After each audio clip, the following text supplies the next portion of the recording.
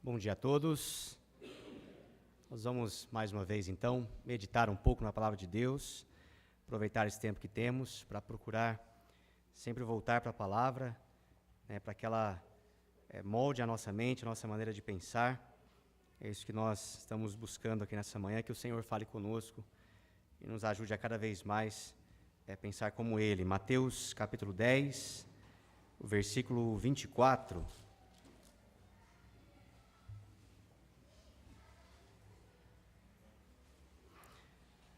Mateus capítulo 10 e o versículo 24, nós vamos ler daqui a pouco. Antes, queria apenas que nós pensássemos quantas são as bênçãos que nós temos recebido, pelo nosso Deus e através do Senhor Jesus Cristo. Nós temos bênçãos comuns a todas as pessoas, pessoas crentes e também não crentes. O próprio Senhor Jesus disse que nosso Deus faz o seu sol nascer sobre maus e bons, sobre justos e injustos. A chuva que caiu esses dias e que nós tanto estávamos aguardando, ela caiu também sobre maus e bons, justos e injustos. Nosso Deus é bom, nosso Pai Celeste é bom e Ele, de fato, abençoa a todos nós. Paulo disse que em Deus, todos nós vivemos, nos movemos e existimos. Isso diz respeito a crentes e não crentes, Todos nós vivemos, nos movemos e existimos em Deus e por causa de Deus. Então, muitas são as bênçãos que nós temos, sendo crentes ou não. Mas por sermos crentes, Paulo afirma que nós temos sido abençoados com toda sorte de bênçãos espirituais nas regiões celestiais em Cristo Jesus. Então, pelo fato de termos crido no Senhor, nós temos sido abençoados com toda a sorte de bênçãos. Não nos faltou nenhuma bênção espiritual nas regiões celestes em Cristo Jesus. Então, o crente tem, de fato, muitas bênçãos. Como Paulo tem dito, bênçãos espirituais. Nós somos justificados, fomos santificados. Deus nos vê em Cristo Jesus aperfeiçoados, Nós seremos glorificados um dia, teremos um corpo semelhante ao corpo do Senhor Jesus Cristo, passaremos uma eternidade toda sem nenhum sofrimento, pelo contrário, em plena alegria, em pleno gozo diante do nosso Deus. Então, muitas são as bênçãos que nós temos em Cristo. No entanto, eu gostaria de pensar hoje com os irmãos a respeito desse versículo, que fala da nossa relação com Deus, da nossa relação com o Senhor Jesus Cristo, sendo Ele o Mestre e nós os discípulos, sendo Ele o Senhor e nós os servos, e a expectativa que nós devemos ter, e uma expectativa que nós também não devemos ter, com relação ao fato de sermos discípulos e sermos servos do Senhor, bênçãos que às vezes são anunciadas e são pregadas nos nossos dias e também no passado foram, que não são coisas que nós de fato deveríamos esperar pelo fato de sermos servos do Senhor. É uma propaganda enganosa que se faz do Evangelho do Senhor Jesus Cristo, prometendo coisas e prometendo bênçãos que não são as que o Senhor prometeu para nós. E gostaria então de pensar um pouco nessas coisas, baseado neste texto de Mateus, capítulo 10, versículo 24, diz assim: o discípulo não está acima do seu mestre, nem o servo acima do seu senhor. Basta ao discípulo ser como seu mestre, e ao servo como seu senhor. Se chamaram Beelzebu ao dono da casa, quanto mais aos seus domésticos. Os irmãos têm acompanhado, Nosso irmão Zeca tem trazido alguns estudos com respeito ao reino de Deus, e nós vimos como muitas das autoridades, muitos dos fariseus, acusaram o Senhor Jesus Cristo de expelir demônios pelo maioral dos demônios, que eles chamavam Beelzebu, fazendo assim, comparando assim o Espírito Santo ao próprio Satanás. nós vemos que esse foi o culminar, né, da rejeição do Messias, né, do Senhor Jesus Cristo como sendo o Messias, como sendo o Cristo.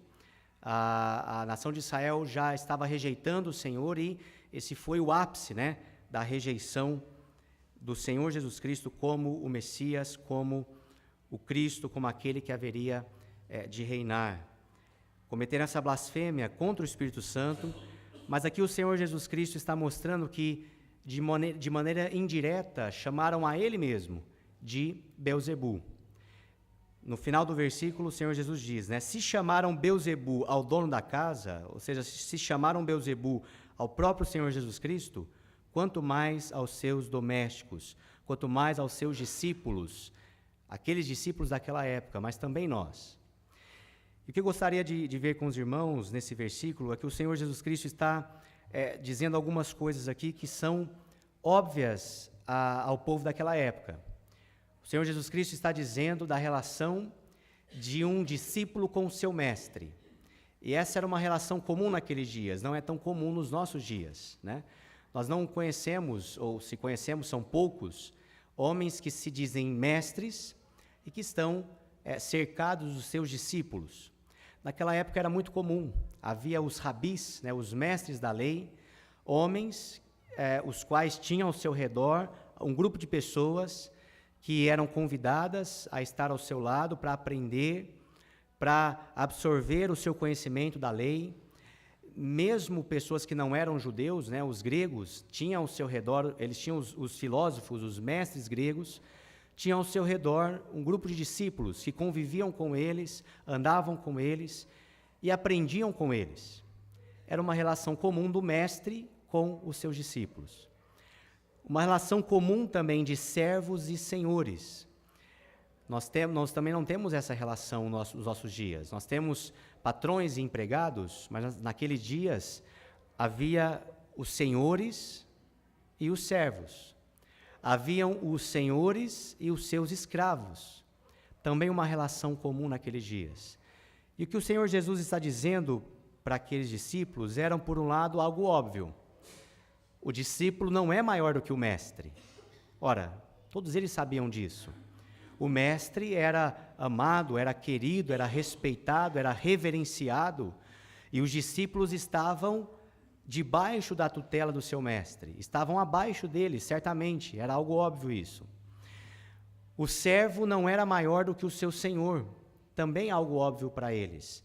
O servo era um escravo sem direitos, ele não tinha como exigir nada do seu senhor. O próprio Senhor Jesus Cristo, em certa ocasião, comparou, né, dizendo, olha, quem é o Senhor que vai mandar ali o seu servo preparar a mesa e depois de ter comido vai agradecer ao seu servo por ter ele preparado a mesa? Olha, o servo não tinha, o Senhor não tinha que fazer isso, não tinha que agradecer ao escravo por ele ter feito a sua obrigação. E o Senhor disse, né, vós também, depois de ter feito tudo quanto vos for ordenado, dizei, somos servos inúteis, porque fizemos somente aquilo que nos foi ordenado. Então era claro na mente dos discípulos que o servo, o escravo, não era maior do que o seu senhor. Então, por um lado, era óbvio aquilo que o Senhor Jesus estava dizendo, mas por outro lado, era um ensinamento precioso que eles precisavam ouvir. Veja só, os discípulos do Senhor Jesus Cristo o consideravam, sim, como o Messias, como o Cristo, como aquele que haveria de reinar. Lembra de Cleopas ali no caminho de Emaús, quando ele, conversando com o próprio Senhor Jesus Cristo, sem saber, né, sem perceber que era o Senhor Jesus Cristo, disse que eles, os discípulos, esperavam que esse homem chamado Jesus era aquele que haveria de redimir a Israel. Mas já fazia 3 dias que ele havia morrido e eles haviam perdido as esperanças. Ou seja, eles estavam esperando que o Senhor Jesus Cristo iria, ali naquele tempo presente, estabelecer o seu reino, tirar o povo de Israel debaixo do domínio romano, e por isso ele disse, nós esperávamos que ele haveria de redimir a Israel. Mas agora estavam tristes, porque o Senhor Jesus havia morrido e achavam que tudo havia acabado. Lembra de Tiago e João, quando falam para o Senhor Jesus, ou a mãe deles também, diz: olha, Senhor, quando o Senhor se assentar no seu trono, na sua glória, permita-nos que um de nós se assente à tua direita e outro à tua esquerda. A expectativa de Tiago e João era essa: ver o Senhor Jesus Cristo num estado de glória, assentado no trono, e um do seu lado direito, outro do seu lado esquerdo. Mas naquele texto, o Senhor Jesus vai dizer para eles que isso havia sido reservado pelo Pai, para as pessoas que o Pai havia reservado. E que o que estava reservado para Tiago e João era ser batizado com o batismo que o Senhor Jesus seria batizado e beber o cálice que o Senhor Jesus haveria de beber. Ora, a palavra de Deus nos ensina que o Senhor Jesus Cristo foi batizado na morte. Ele, o autor da vida, entrou na morte, uma morte cruenta. O Senhor Jesus Cristo bebeu um cálice de amargura, de dor. Lembra da sua oração ao Pai no Getsêmani? Pai, se possível, passa de mim este cálice sem que eu o beba, mas que não seja feita a minha vontade, mas sim a tua. E o Senhor Jesus, então, quando Tiago e João lhe falam sobre o assentar à sua direita e à sua esquerda, o Senhor Jesus nos mostra que eles haveriam sim de participar do cálice e do batismo do Senhor Jesus, os seus sofrimentos. Era isso que devia ser a expectativa deles. Era isso que estava reservado para eles. Por serem discípulos do Senhor Jesus Cristo, lhes estava reservado sofrimento. Lembra de Tiago, o que aconteceu com ele? Quando a igreja começa, e Herodes ali resolve prender alguns discípulos, prende Tiago e faz o que com ele? Manda degolar. E mantém a Pedro preso, pensando em fazer a mesma coisa, mandar matar. Então, a expectativa dos discípulos era bastante equivocada. Por quê? Porque eles estavam olhando o Senhor Jesus Cristo. Ele é o nosso mestre. Ele está acima de nós, sim, é verdade, mas ele é o Messias. E quando ele reinar, nós queremos reinar com ele. Isso ainda vai acontecer. Eles pensavam que seria ali naqueles momentos. Quando eles esperavam que o Senhor iria tirá-los de debaixo do jugo dos romanos.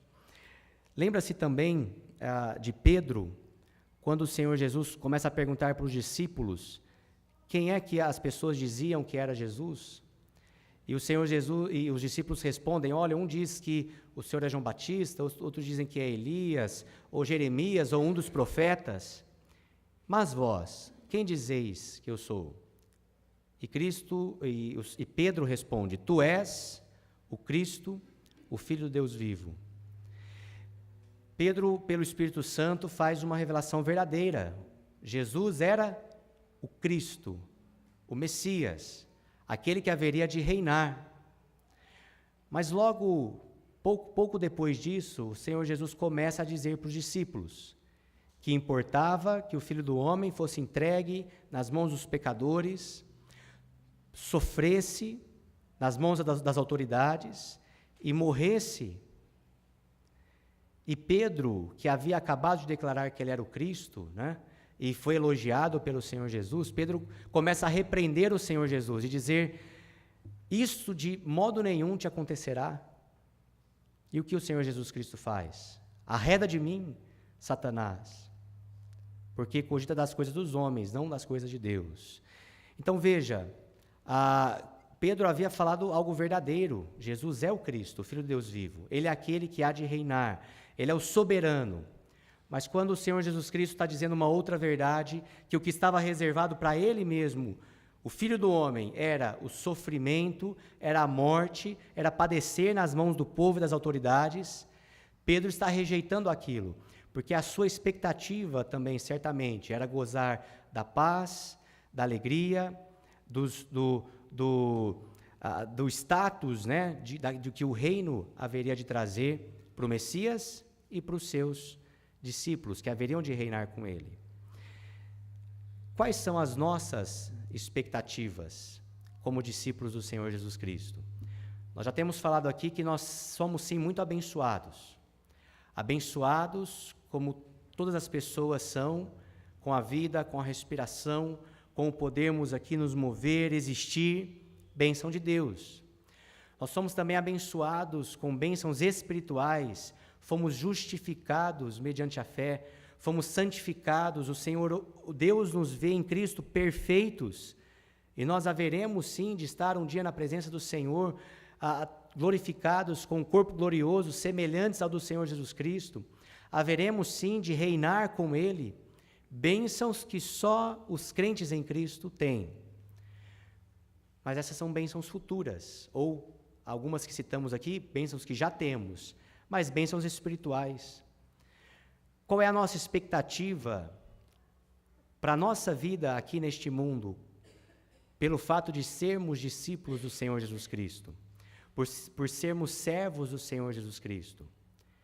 O Senhor está mostrando para os seus discípulos que Ele era sim o Messias, mas Ele foi chamado de Belzebu, Ele foi rejeitado, e Ele haveria de sofrer nas mãos dos homens. E aí o Senhor Jesus termina o versículo, dizendo que se fizeram isso com o dono da casa, o que é que não vão fazer com os seus domésticos? Nós não somos maiores do que o nosso Senhor, do que o nosso Mestre. Nós não somos maiores do que o nosso Senhor.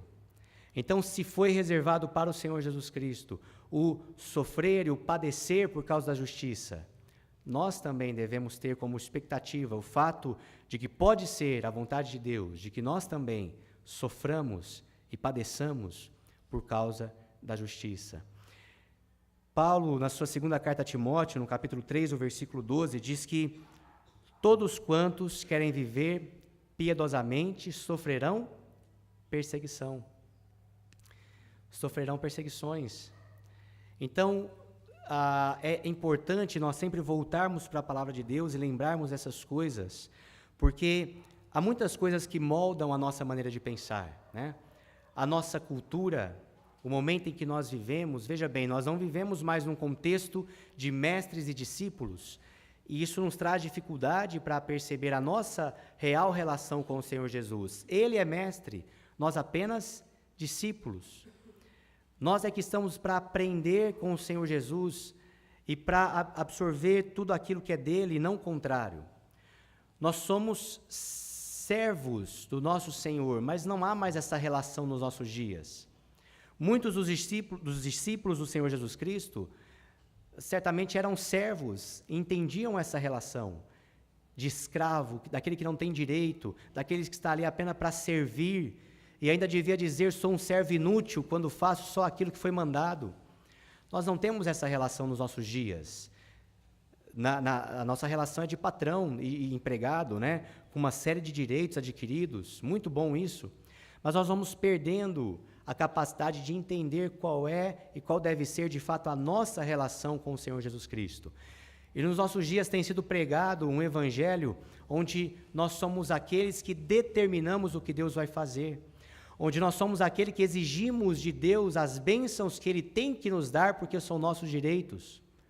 Ora, onde é que está aí a relação do Senhor com os servos? Tem uma música, né, que diz, né, eu vejo verdadeiro espanto no meu coração em constatar que o Evangelho já mudou. Quem ontem era servo, agora acha-se Senhor e diz a Deus como Ele tem que ser. Então é isso que muitas vezes tem sido anunciado nos nossos dias.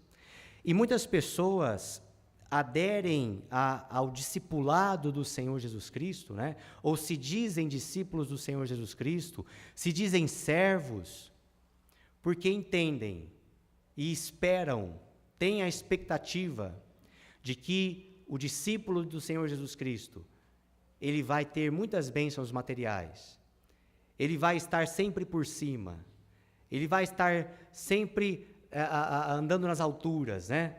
Exercendo autoridade sobre os outros e tendo, não padecendo enfermidade e assim por diante. Ele vai ter o melhor carro, a melhor casa, o melhor emprego e assim por diante. Assim como os discípulos estavam com a expectativa de reinar, de assentar-se um à direita, um à esquerda, a expectativa de sair do domínio romano para agora ser aqueles que iriam dominar. Estavam com a expectativa de que agora haveria só alegria, gozo, por serem discípulos do Messias. Assim também, muitos hoje têm dito, olha, quem é nosso Pai? Não é Deus, o dono da prata e do ouro? Então, nós como filhos temos todo o direito à prata e ao ouro. Esquecem-se de que são, ou deveriam ser, discípulos do Mestre. Estão ali para aprender. Servos do Senhor. Estão ali apenas para fazer a sua obrigação. E fazendo a sua obrigação dizer, somos servos inúteis. Fizemos somente aquilo que nos foi ordenado. Então, quais são as nossas expectativas como discípulos do Senhor Jesus Cristo, né? Se você observar, há muita, eu citei aqui uma música, né, que fala uma verdade. E assim, há muitas músicas cristãs que dizem verdades. Bem, muitas músicas que às vezes nós cantamos e que até é gostoso de cantar, mas que mostram uma realidade distorcida. Às vezes nós cantamos que nós vamos ter só alegria, gozo, paz, felicidade, né? Estando com o Senhor Jesus Cristo, não tem mais sofrimento. E é verdade, por um lado, que nós vamos ter gozo, paz, alegria no Senhor, nós cantamos hoje, né? De satisfação. Mas ali fala sim paz real, sim gozo na aflição. Ou seja, tem aflição também, tem sofrimento. Não é um mar de rosas, como diz o dito popular. Nós haveremos de sofrer perseguição, haveremos de passar por tribulação, mas temos paz em nosso coração por estarmos e por pertencermos ao Senhor Jesus Cristo. Quando nos lembramos de todas as bênçãos espirituais que temos em Cristo, quando nos lembramos do nosso futuro glorioso ao lado do Senhor Jesus Cristo. Mas não é verdade que agora em Cristo não tem mais choro, não tem mais tristeza, né, não tem mais problemas. Não é verdade. Todos nós passamos por problemas, por momentos difíceis, por tribulações. E encontramos socorro no Senhor Jesus Cristo. Mas devemos tomar cuidado, irmãos, porque às vezes parece que nós estamos com essa expectativa de que os discípulos estavam. Entendiam a relação do Senhor do servo com o seu Senhor, do discípulo com o seu mestre. Mas por serem discípulos do Messias, por serem servos do Cristo, achavam que haveria gozo, paz, felicidade, apenas, né? E esqueciam-se do que de fato estava reservado para eles. Vamos ver alguns versículos na Palavra de Deus que nos mostram características do verdadeiro discípulo, né? O que é que o Senhor Jesus Cristo disse a respeito daqueles que eram seus discípulos? Quais deveriam ser as suas atitudes ou quais deveriam ser as suas expectativas? Lucas capítulo 14 e o versículo 25. O Senhor Jesus Cristo sempre foi bastante franco com os seus discípulos, mostrando, sim, a glória do seu reino, mas também mostrando os sofrimentos que eles haveriam de passar. Lucas capítulo 14 e o versículo 25, a partir do 25. Grandes multidões o acompanhavam, e ele voltando-se lhes disse: se alguém vem a mim e não aborrece a seu pai, mãe, mulher e filhos, e irmãos e irmãs, e ainda a sua própria vida, não pode ser meu discípulo. Qualquer que não tomar a sua cruz e vier após mim, não pode ser meu discípulo. Versículo 33. Assim, pois, todo aquele que dentre vós não renuncia a tudo quanto tem, não pode ser meu discípulo. Quem é que não podia ser discípulo do Senhor Jesus? Aquele que não estava disposto a aborrecer a sua família, pai, mãe, irmãos, irmãs, e assim por diante, por causa de Cristo. Quantas pessoas ouvem o Evangelho, ouvem a palavra de salvação, mas dizem assim: olha, eu acho muito bonito a pregação de vocês, Eu acho muito bonita essas mensagens. Eu até queria estar junto com vocês, mas toda a família minha é de tal religião, né? Olha, meus pais são de tal religião. E se eu atender essa palavra aqui, se eu estiver com vocês, eles vão ficar muito tristes comigo. Essas pessoas não estão dispostas a aborrecer pai, mãe, irmão, esposa e os seus parentes por causa do Evangelho. Essas pessoas não podem ser discípulos do Senhor Jesus Cristo. Estão preferindo agradar os seus parentes do que atender ao chamado do Senhor Jesus. Por quê? Estão com as expectativas erradas, né? Olha, eu estou querendo ter agora, no presente momento, alegria, gozo, paz, felicidade. E não estou disposto a encarar o sofrimento que advém de servir e de seguir o Senhor Jesus Cristo. Não pode ser discípulo do Senhor Jesus Cristo aquele que não está disposto a tomar a sua cruz e segui-lo. Aquele que não está disposto a aborrecer a sua própria vida para servir o Senhor Jesus. Tomar a cruz do Senhor Jesus quer dizer estar disposto a tomar sobre nós a vergonha que a cruz representa. Lembra-se do que Paulo disse? Que para aqueles que se perdem, a palavra da cruz é loucura. Para nós, ela é poder de Deus. Poder de Deus para a salvação de todo aquele que crê, mas para as pessoas aí fora que não conhecem o Senhor, é uma loucura, é um escândalo a mensagem da cruz. E muitas pessoas não estão dispostas a tomar sobre si essa vergonha, de dizer, eu sou um cristão, eu sou um seguidor daquele que sim, foi morto lá na cruz, daquele que tomou sobre si os nossos pecados.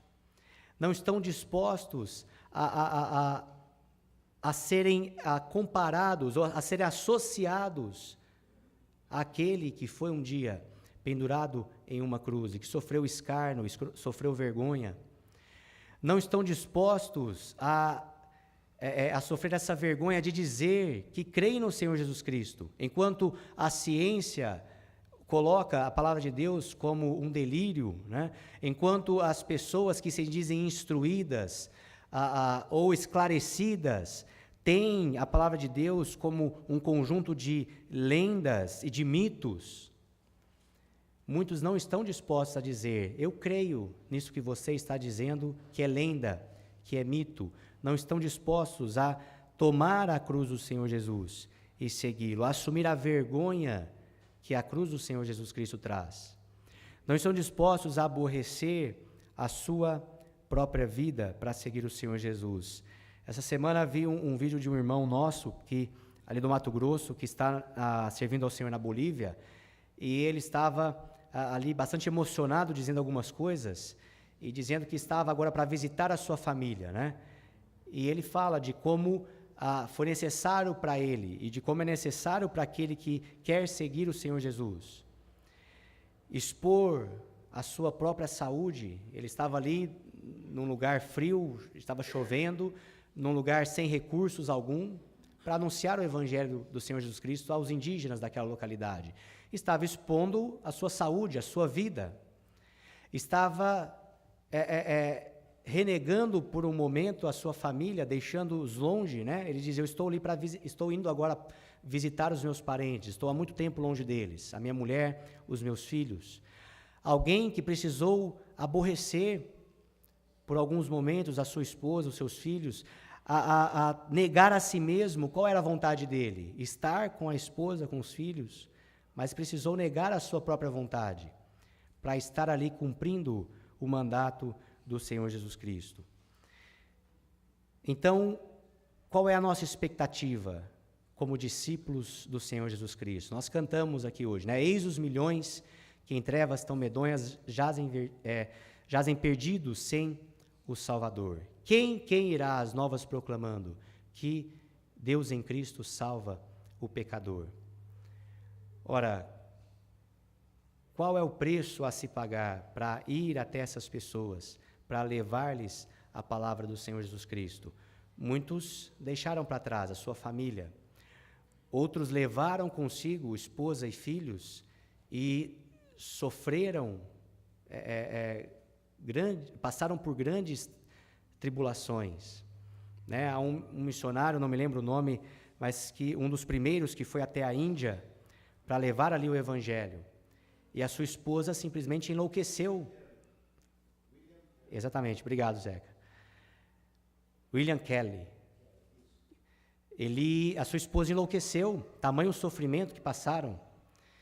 Então, pessoas se expuseram, né, expuseram a própria vida, negaram a si mesmo para servir o Senhor Jesus Cristo, tomaram a sua cruz e foram em direção ao Senhor Jesus Cristo. Aquele que não está disposto a sofrer pelo Senhor, não pode ser discípulo do Senhor. Pedro fala isso na sua carta, né?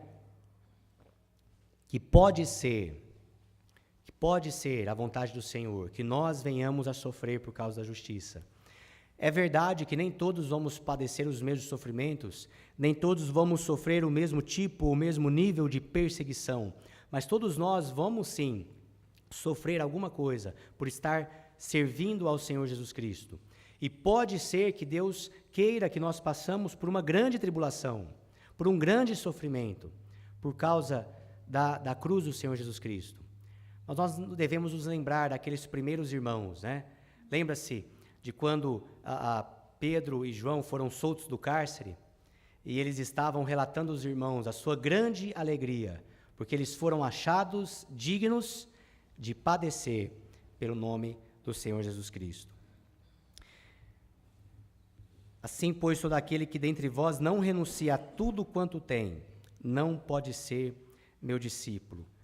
Lembra daquele jovem rico que foi ao encontro do Senhor Jesus Cristo para saber o que precisava fazer para ser salvo? E ele estava ali observando os mandamentos, mas o Senhor Jesus disse: uma coisa te falta. Vai, vende tudo que tens, dá aos pobres, então terás um tesouro nos céus. Então vem e segue-me. E aquele homem retirou-se triste, porque era dono de muitas propriedades. Esse homem não estava disposto a renunciar tudo quanto tinha para ser discípulo do Senhor Jesus Cristo. Ele não podia ser um discípulo do Senhor Jesus Cristo. João capítulo 8 e o versículo 31. João capítulo 8, versículo 31, diz assim: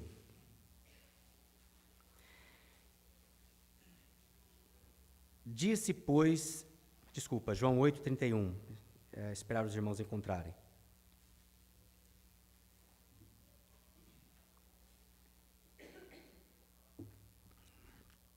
João capítulo 8, versículo 31, disse, pois, Jesus aos judeus que haviam crido nele: se vós permanecerdes na minha palavra, sois verdadeiramente meus discípulos, e conhecereis a verdade vos libertará.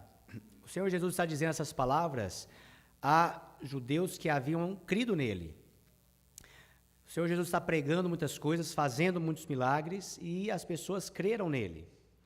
Mas o Senhor Jesus fala agora para eles que eles precisavam, se eles permanecessem na palavra, seriam verdadeiramente discípulos do Senhor Jesus. Conhecereis a verdade vos libertará. E eles já começam a contestar a palavra do Senhor Jesus. Olha, como assim nós vamos ser libertos? Nunca fomos escravos de ninguém. Todo aquele que pratica pecado é escravo do pecado. Não, somos filhos de Abraão, nunca fomos escravos de ninguém. Então veja que eles haviam ouvido a palavra, haviam crido no Senhor Jesus, mas agora o Senhor Jesus continua a expor-lhes a palavra e eles já estão contestando a palavra do Senhor Jesus. Eles não permaneceram na palavra, creram inicialmente e agora já estão contestando a palavra do Senhor Jesus. Às vezes acontece isso também. Lembra quando o Senhor Jesus contou a parábola ali do semeador? E uma das sementes, ou parte das sementes, caiu num solo rochoso, caiu entre as pedras. O solo era raso, logo a semente brotou, a planta cresceu, mas porque não havia ali terra suficiente, as suas raízes, né? Não havia profundidade para as suas raízes, veio o sol e logo aquela planta murchou e secou. O Senhor Jesus disse que esses são aqueles que inicialmente recebem a palavra com alegria, Mas em vindo a tribulação ou a perseguição por causa da palavra, logo se escandalizam. E assim também há muitos que, quando ouvem o Evangelho, se alegram com essa mensagem, com as boas novas de salvação. Mas logo quando vem um sofrimento por causa da palavra, ou quando começam a ouvir partes da palavra que não lhes agradam, ou com as quais não concordam, abandonam o Senhor Jesus Cristo. Ou querem ficar apenas com aquela porção da palavra, né, que concordam. Alguns dizem que esse é o meu próprio evangelho. Né? O que é o meu próprio evangelho? É a porção da palavra de Deus com a qual eu concordo, na qual eu creio.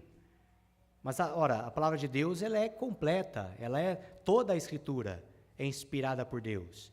Eu não posso escolher uma parte e dizer, olha, isso aqui é para mim, e isso aqui não serve. Olha, isso daqui é palavra de Deus, isso daqui não. E muitos dizem isso. Muitos dizem, olha, se você pegar aqui os discursos do Senhor Jesus Cristo, isso aqui é palavra de Deus. Mas se você pegar aqui os escritos de Paulo, de Pedro, de Tiago, isso não, isso é como um comentário bíblico. Essas pessoas estão rejeitando a palavra de Deus. E há muitas pessoas que pensam assim, pensam que, uma das piores, né, que ouvi recentemente, dizem que escritos de irmãos nossos, contemporâneos, são equivalentes às cartas de Paulo, como se fossem apenas um comentário, como se as cartas de Paulo tivessem assim apenas um comentário, ou como se os escritos, né, dos nossos irmãos tivessem o peso da Escritura Sagrada. Isso é uma blasfêmia, isso é um absurdo. E isso não está muito longe de nós, irmãos. Quem disse isso é alguém que se diz um dos irmãos que reúne conosco. Então, é um grande problema esse. Conosco eu digo, né, os irmãos que se reúnem de modo semelhante ao nosso aqui no Brasil. É algo terrível isso. Nós não podemos acolher parte da palavra e concordar com ela e rejeitar a outra porção da palavra. Esses judeus fizeram isso. Haviam crido nele, muitos creram nele, mas aí o Senhor Jesus diz algo a respeito deles mesmos e eles não concordam. Não permaneceram na palavra, não podem ser discípulos do Senhor Jesus. João capítulo 13, o versículo 35, nós estamos indo para o final. João capítulo 13, e o verso 35.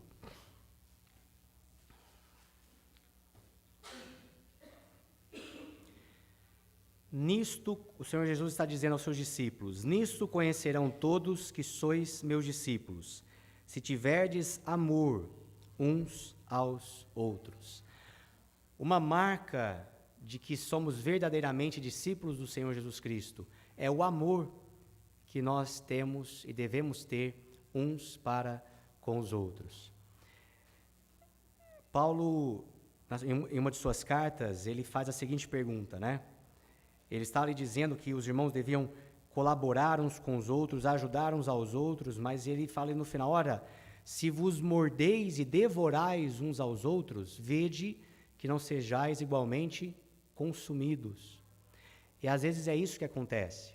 Infelizmente, às vezes é isso que acontece no meio do povo de Deus. Estamos mordendo e devorando uns aos outros. Estamos tratando mal uns aos outros. Estamos sempre suspeitando mal uns dos outros.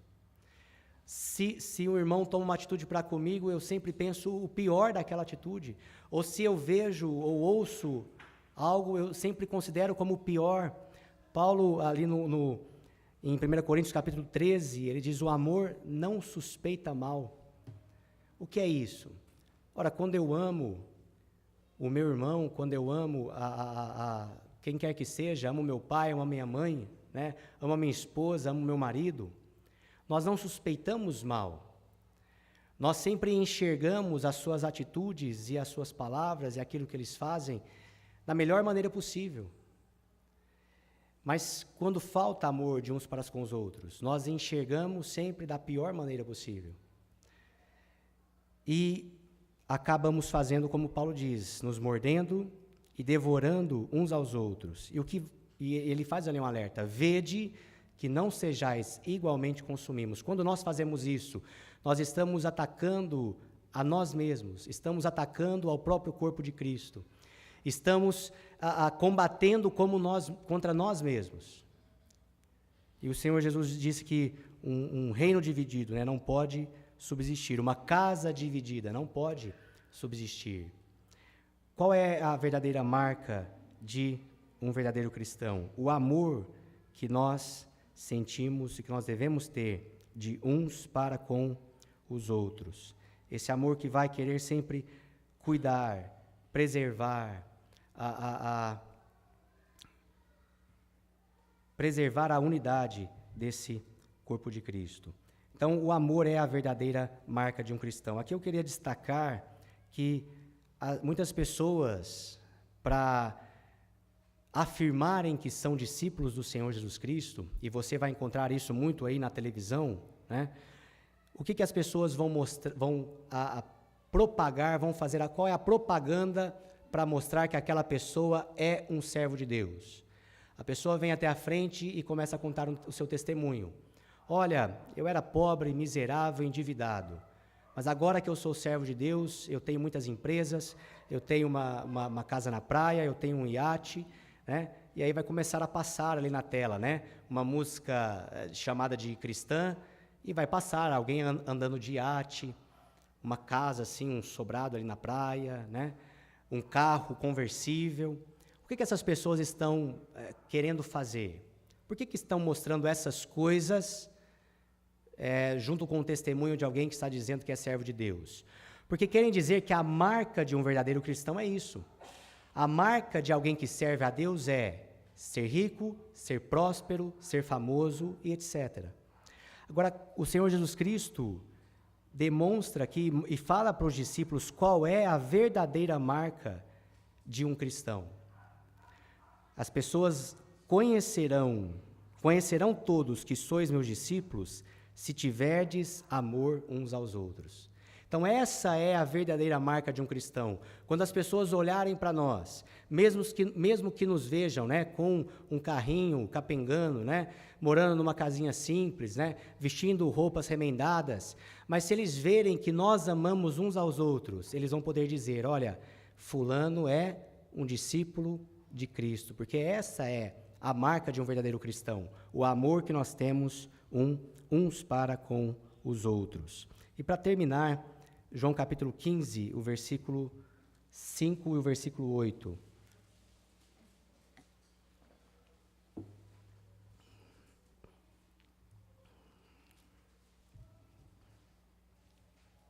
João capítulo 15,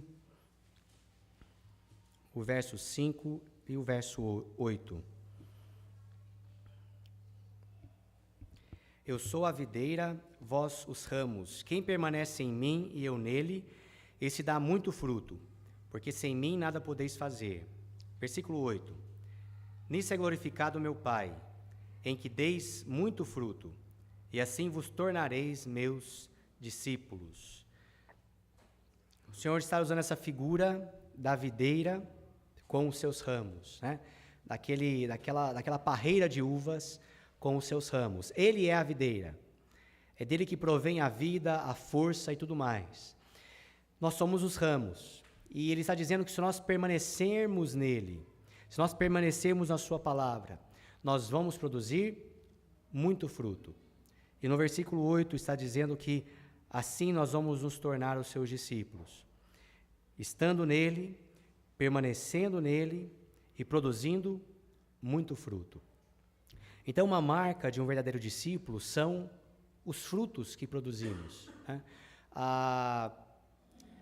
O próprio Senhor Jesus diz, a palavra de Deus nos ensina que é pelo fruto que você conhece a árvore, né? Eu não vou conseguir colher manga, né, num pé de maçã e vice-versa. Então, pelo fruto você conhece a árvore. Como é que nós podemos reconhecer verdadeiros discípulos do Senhor Jesus Cristo? Como é que nós podemos reconhecer se nós somos verdadeiros discípulos do Senhor Jesus Cristo? através dos frutos que estamos produzindo. Se os frutos que estamos produzindo não condizem com o Senhor Jesus Cristo, não condizem com o nosso Mestre, não condizem com o nosso Senhor, então não temos sido verdadeiramente seus discípulos. Mas se os frutos que nós temos produzido condizem com a pessoa de Cristo, então somos verdadeiramente seus discípulos. Ora, para terminar, eu gostaria de citar apenas dois frutos, duas coisas que devem ser patentes, visíveis na vida do verdadeiro cristão, do verdadeiro discípulo do Senhor Jesus Cristo. No texto que nós lemos, quando diz que o discípulo não é maior que o seu mestre, nem o servo maior do que o seu senhor, continua dizendo, ali em Mateus 10 e 24, basta ao discípulo ser como seu mestre e o servo como o seu senhor. Ou seja, qual deve ser a nossa meta, o nosso objetivo? Ser como nosso mestre. Somos discípulos buscando ser como nosso mestre, Jesus. Somos servos buscando ser como nosso Senhor, o Senhor Jesus. E quais são as características que são patentes na pessoa do Senhor Jesus Cristo? São muitas, né? Quero citar apenas duas aqui. Em Mateus 20, a partir do versículo 25,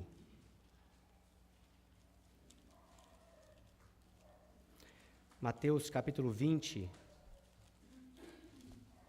e o versículo 25 diz assim: Então Jesus, chamando-os, disse: Sabeis que os governadores dos povos os dominam, e que os maiorais exercem autoridade sobre eles. Não é assim entre vós. Pelo contrário, quem quiser tornar-se grande entre vós, será esse o que vos sirva. E quem quiser ser o primeiro entre vós, será vosso servo. Tal como o Filho do Homem, que não veio para ser servido, mas para servir e dar a sua vida em resgate por muitos. Então lembra disso? Qual é a nossa meta? Ser como o nosso Mestre, ser como o nosso Senhor. É isso que basta para nós. E qual foi o exemplo do nosso Senhor? Aqui o próprio Senhor Jesus Cristo disse que Ele, o Filho do Homem, que é Senhor, não veio para ser servido, mas para servir e dar a sua vida em resgate de muitos. Esse deve ser também o nosso sentimento. Esse deve ser também a nossa disposição. Entender, eu sou um discípulo, não sou maior do que o meu mestre. Eu sou um servo, não sou maior do que o meu Senhor. Então, o que foi que o meu Senhor fez? Ele veio a este mundo para servir, não para ser servido. E veio para dar a sua vida em resgate de muitos. Então, essa também deve ser a minha disposição. Para ser, porque eu sou menor do que Ele. E almejo ser como Ele. Preciso estar disposto a servir. E também dispor a minha vida, dar a minha vida. Lembra que João na sua primeira carta diz isso, né? Que nisto se manifesta o amor. Ou nisto se manifestou o amor.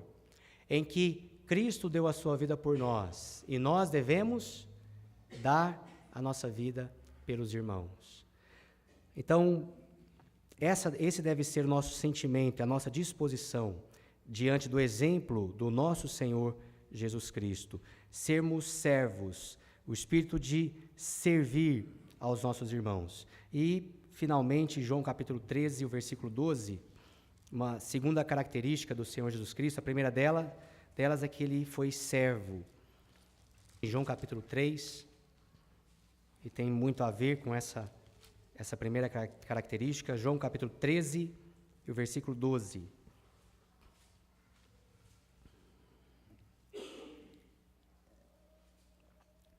Depois de lhes ter lavado os pés, tomou as vestes e, voltando à mesa, perguntou-lhes: Compreendeis o que vos fiz? Vós me chamais o Mestre e o Senhor, e dizeis bem, porque eu sou. Ora, se eu, sendo o Senhor e Mestre, vos lavei os pés, também vós deveis lavar os pés uns dos outros, porque eu vos dei o exemplo, para que, como eu vos fiz, façais vós também. Percebe que o Senhor Jesus Cristo está dizendo? Eu sou o Mestre e o Senhor. Vocês dizem isso e estão falando certo. Eu sou o Mestre e Senhor. Mas está vendo o que eu fiz? Sendo Mestre e sendo Senhor, lavei os pés de vocês. me humilhei diante de vocês e fiz o trabalho de um servo, de um escravo. O Senhor Jesus deu ali o grande exemplo de humildade, a se colocar na posição de um escravo, de um servo e lavar os pés dos seus discípulos. Então, se ele, sendo mestre e Senhor, fez essas coisas, qual deve ser a nossa disposição para ser humilde para com os nossos irmãos, para estar disposto a servir os nossos irmãos e sempre considerar os nossos irmãos acima de nós mesmos? Ontem ali na creche, nós retomamos o trabalho com as crianças e estava ali na classe com os adolescentes e lá no livrinho da hora bíblica, né? Não era a lição que nós estávamos, mas a menina folheando viu o desenho de alguém lavando o pé do outro, né? E ela achou esquisito, falou, mas quem é esse aqui lavando o pé dos outros aqui? E eu falei, isso aí é Jesus que está lavando os pés dos discípulos, né? Ele era o Senhor, mas ele fez o serviço de um escravo. Ela falou, vixe, mas não tinha que ser o contrário? Né? A lógica diz isso, não é? Para nós também a lógica diz isso. Mas aí eu disse para ela, olha, então, ele deu o exemplo. Ele é Senhor. Tinha que ser o contrário, mas ele é o Senhor. E ele tomou a posição de servo. Então, o que a gente tem que fazer? Está disposto também a lavar os pés dos nossos irmãos. Que o Senhor, então, nos abençoe e nos ajude a nunca perder na nossa mente as reais expectativas que devem ser as expectativas de um discípulo do Senhor Jesus Cristo. Nós estamos aqui para aprender com o Senhor, para andar com Ele. Nós estamos aqui para servi-lo e entender que somos servos inúteis quando fazemos apenas aquilo que nos foi mandado. O Senhor não precisa nos agradecer por aquilo que fazemos. Não temos mérito algum naquilo que fazemos, mas que possamos demonstrar na nossa vida as características, né, de um verdadeiro discípulo, permanecendo na palavra, amando uns aos outros, estando dispostos a negarmos a nós mesmos para servir o Senhor e sendo como nosso Senhor, como nosso Mestre, alguém servo e alguém humilde. Que o Senhor nos abençoe. Amém.